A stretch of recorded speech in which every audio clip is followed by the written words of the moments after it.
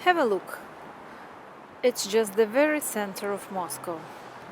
Arbatskaya Underground Station, Nikitinsky Boulevard. Just look around. You see how nice, tidy, and neat it is.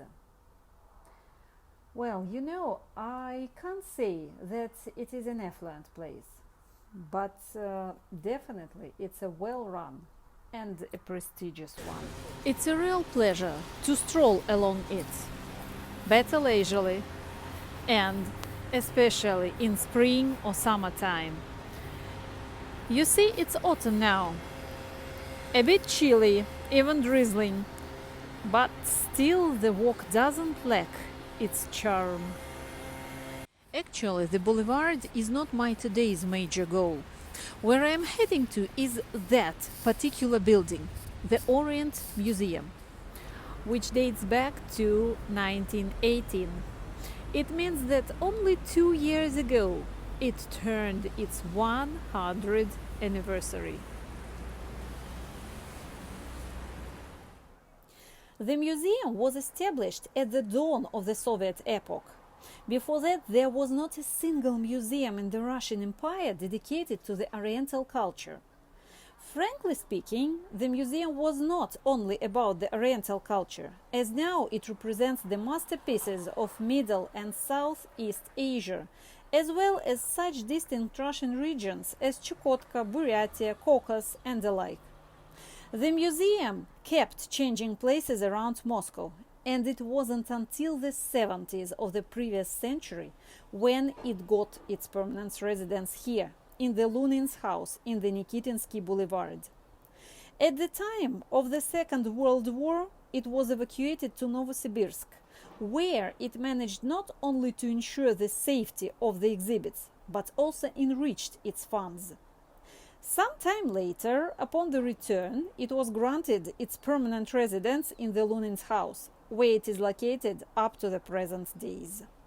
So, here we are, and there is a sign informing us of the mask regime mode on. As a law-obedient citizen, I am putting it on. Like that.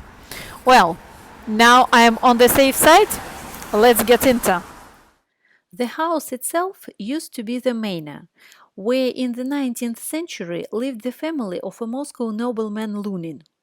The house has outlived the fire and global reconstructions to become one of the Moscow symbols. Later, because of some financial difficulties, the family had to sell the main part of the house to a bank. Some time after, the widow of Lunin sold the other part of the house to the same bank.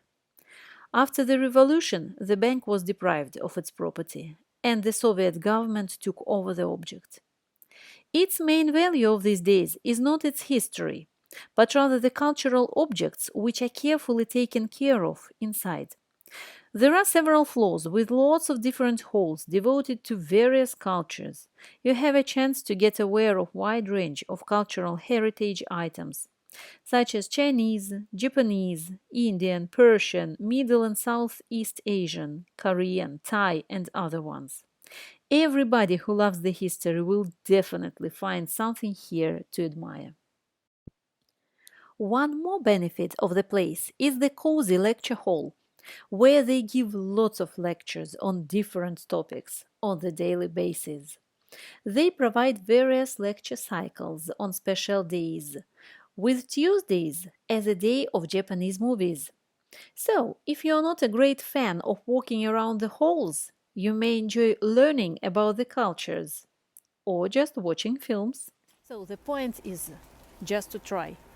That is what I am going to do right now, listening to the lecture about the ancient kingdom of Uratru, the kingdom which science was completely unaware of only 200 years ago. Here is the inner yard. I am inside, heading to the lecture hall. And now I am finally inside, completely ready to enjoy